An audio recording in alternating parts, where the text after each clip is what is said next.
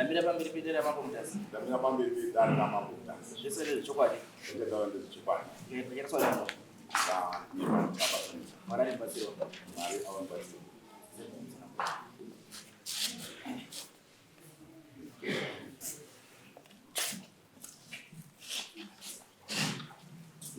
Pamusoro makomutasi. Ndauyawo ndane nguva ndiri kutambudzika neyadhi painga ine shopu yedu panguva yehondo. Kana nhasi pangori pedu but ndakuona pakurimwa, asi pandakasvikapo inini pakashayika mai wangu ndipo ndakazonda kuona pakusimwa mabhanana. Asimwa mabhanana ndiani? ndabva ndaenda kobvunza munhu angakazi ngafane kumborima ndimai rakabopa akati bazibuche ndiwaurimi wandaka wakapuhwa kuti warimiro pa. Saka inini ndakaenda kakairi katatu kafoni chifambira nyaya iyoyo. Sazibuche ndikati chimbomira kurima gore rinoenda ndakuda kurimawo. Toda ngatizwana. Ndoendazve ndakuda kurimawo ungatizwana. Ndazonanga izvi zvacho zvakunetsa. Pandaenda kwasabhuku. Sabhuku Nyatsanza. Iyi nzvimbo iri paruda kuhauna. Ndokune nzvimbo yacho. Pataigara ichisunga yehondo mukipi. Ndasvika paNyatsanza ndawapirawo nyaya. Ndabva ndazodaidzwa ndisabhuku. Tese zibuchoya nenini. Ndaenda kwasabhuku. Ndasvika kwasabhuku kweya. Ndaita kunga nyaya iri kufamba zvakanaka. Sabhuku akati hora nyaya dzeindiridzidzwa. Ngatiende panzvimbo chaipo. Tichaure tiri kuona panzvimbo pacho. Ndasvika panzvimbo paya. Sabhuku abva apaonawo nzvimbo yaya. It's about 40 meters kufara kudzoka kumashure ndonga about 30-40 meters kuti papa pane shopu. Saka papa nepombi yemvura panoita kuita garden nekudii. Ndosaka babanga namai vanga vakasiyirani muzukuru iwo wakuenda pahauna kuti vakazoita stendi pahauna takubva mukipi. Saka nanhasi sazipichoya ndiwo wangoripo. Tinoda kuedza kuti masabhuku akada kumboedza kuti ataure nawo zukuramu. Ndabva ndaenda ndasvika paya panzvimbo pacho. Ndasvika ipapapo takuenzanisana takuonesana takudai. Apa totoona kuti sazipicha ngarudii ari kubata foni achifona foni achidaidai. Totoni vanhu vakutowana tizone gare ndakuti masabhuku akutotukwa. Wati sabhuku autotuka hamusi masabhuku mimi wati ini wauda kuti zatozvekuda kuti uchinga vanhu wauda kutochayana. Ndatoona kuti iyi nyaya iyi kai pangazoita ropa kuno ini ndakuenda kwani kwamambo. Ine anozomotaura nawo ndakuenda kwamambo ndiende kuti kupira nyaya yacho atibatsirewo atienzanisewo tisarambe tichinetsana. Alright, nina makadaro matistoro icommercial area iri business area. Nguva yehondo zvazvakangotiya iri communal ere? Iri communal. Tiri business area. Hai communal. Iri communal. But still yakapiwa kama measurements mapegi nekanzo. So far Ndiri pamakapiwa shop iyoyo. Kare kacho kanzo yakapa kama pegi. Tiri muhondo imomo. Yes, ine mapegi aripo. Arimo. Because kana iri shop iri stand iri commercial. Haifoli under sub. Okay. Inofola under Mutasa Road district. Okay. Saka kana iri kwiri nenyaya ownership yenzvimbo iyoyo inoenda Mutasa Road district. Mutasa Road district ndio inouya yotarisa mapegi ayo. Okay. Awakaisa kuti ari kuperera pano. Then maybe one about nayo. Anditi ende kana iri shop yanga ichibhadhara lease kuMutasa Road district.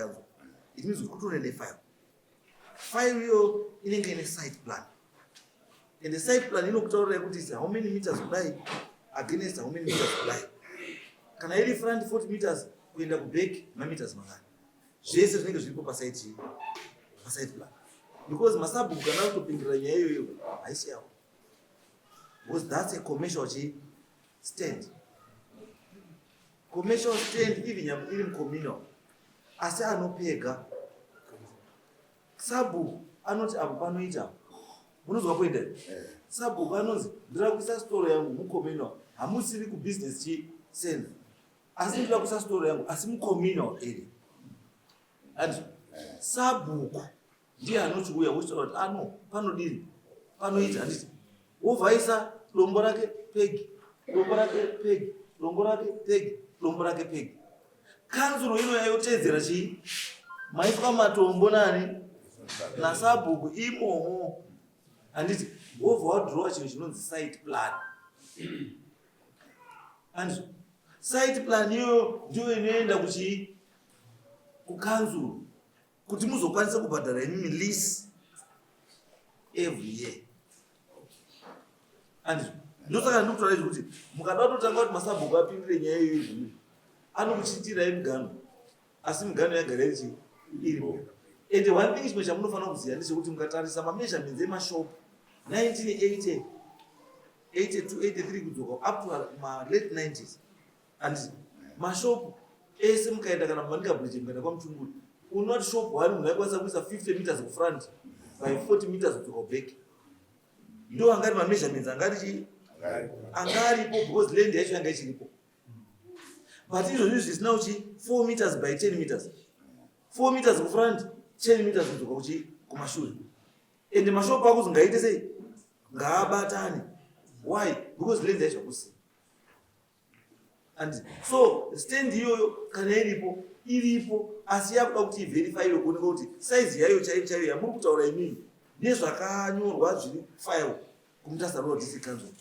ndizvo here because pamwe pacho munokwanisa kunga muri kuti mimi uku ndekwangu but mazoenda manje kusite plan council munoti handikwendi kumo musite plan uyu wacho uyu manje ari kuya koklema ari kuisa mabhanana atiti pane munhu akamunza akaunzwa ndiani ndikarai pasi wemabhanana simuka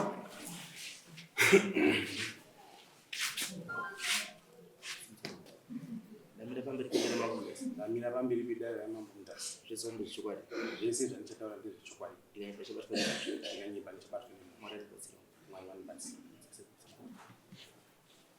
hachitoti yacho idini iri pesi tanozwa kuti iwo kuti uya kuise mabhanana wakapiwa nani pamusoro imambo mundasi yes ini ndoitwa Justin Ziguchi yes kuti ndiuye panzvimbo pandakapiwa nasekuru wakapiwa nasekuru sekuru rakabopa sekuru rakabopa achiti panzvimbo pani iwo waiti ndepapo asi pagara paine shopu panga pasina chinhu pawakadii papasina shopu yakagara papasitorina chinhu papasina kana building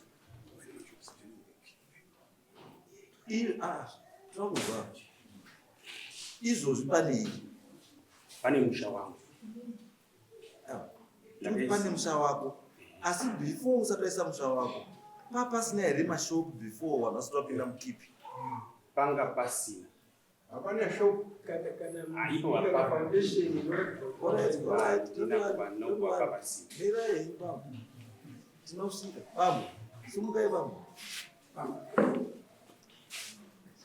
imimi mati imimi ndo papaine shopu izvozvi pane chii pane gadhini rawo pane gadhini rawo nemabhanana kumushure kwacho apa shopu yakanga yakawakwa here shopu dzadzidze dzenguva yaundodzera yanga yakawakwa yanga yakawakwa here yakapekwa yakazopekwa aiwa izwa izvanuzwa nguva yahondo wakaitika zvinhu zvakawanda nguva yahondo wakaitika zvinhu zvokuti vanhu vakagara munzvimbo ndedzadzisingabvumirwi because dzatiri modi yehondo vanhu vakawaka futi masitoro musingabvumirwi nekuti yanga iri nguva yahondo saka imimi pamakavaka yenyu yanga iri pamutemo here kana kuti yanga isi pamutemo isitoro yehondo ndomulaini ndona mashopu atoko izvizvi ari kuexista izvi aiwa ndiri kuti mashopu akaexista panguva imwe chete neyenyu aripo here pane pamana samupita pana mbona pane itoripo kuti which means kuti kana shopu iyoyo iripo handisi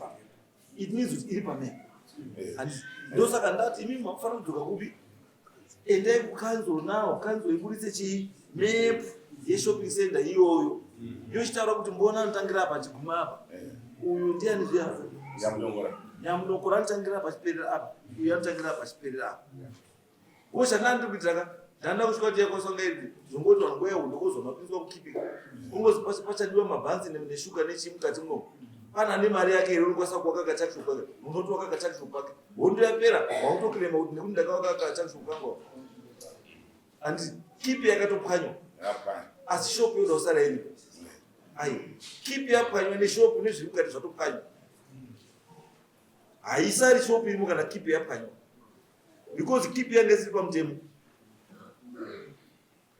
handinoona nyashbaiko it was a colonial move yekuti wakonchene chi movement yemagorilas kuya muno kuti wasasvike kuti contact nevanhu kuti wasabikirwe wasaitipihwe assistance wasaite sei ndosaka vanhu garai mukeep where you are monitored and saka kana keep iyo yanzi yabviswa hapasina keep it means kuti chinhu chese chachiri mukeep chatobvawo ngocha chakaunzwa nekeep keep was temporary, it was not permanent.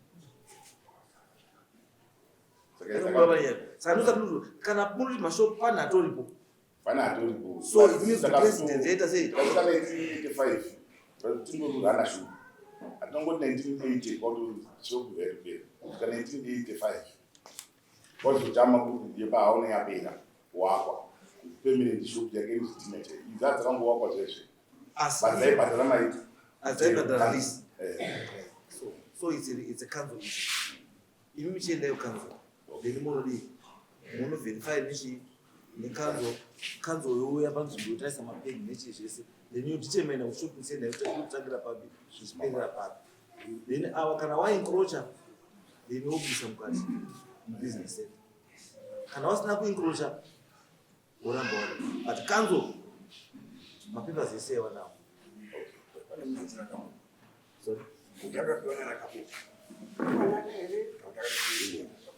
Aiwa no rakabopa imi pamainge michitengesa rakabopa uyu akanga ainawo shopera angasina kutomumusha wake mukati saka sei akazouya rakabopa kopa uyu pasaidi lenyu zvakaenda kuitika ukazisara uchengeta pataka 1985 koko shopu yapera tapwanya zvinhu zveshe maibva atisara uchidini maina mudhara mavo paite gadhini zvepane hosipai kumba kwako hakuna chiripo chengeta nzvimbo yangu tichazouya aripira kabopa wakashayika asi mukororo wacho unoziviri mukororo wacho nenyaya iyi wati kure pane zvangu ziyangashaa handiye wakwahakupa uri futi uri pana uri ngaasimuke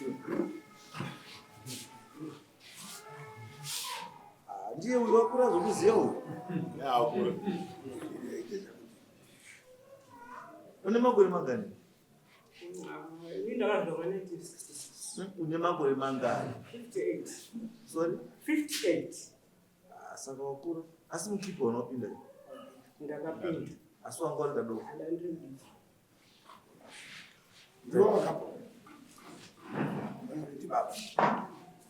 akapa uyu ndiani? Ndiwe here kana ndi baba? Ndi baba. Wanga uripo here? Ndati wanga uripo here? Inini ndakanga ndisiba ndandibasa. Saka wanga usipaona icho unoziva? Gara ako pasi. Zita asiyani ndakaboka bosi iyo chokwadi chakanaka kuti hauna icho unoziva. Right, saka I think our only chinhu chatatomuita tichiendayo kanzo. Endayo kanzo mosvika monitor verify information iripo here. Then kana kanzo yaita sei yakupai information iyo yatikutsvaka, then you just let us kuti maiwana information kana hamuna kuiwana. Kana kanzuro yati iyo hapasi pegged handiti, then isusu tauda tichitemera kuti ndepari. Saka munhu iye anenge azondiye mwedzi wepo ndiye anenge ane right yekuzopa munhu. Yes. Saka endai kukanzuro. ndabasa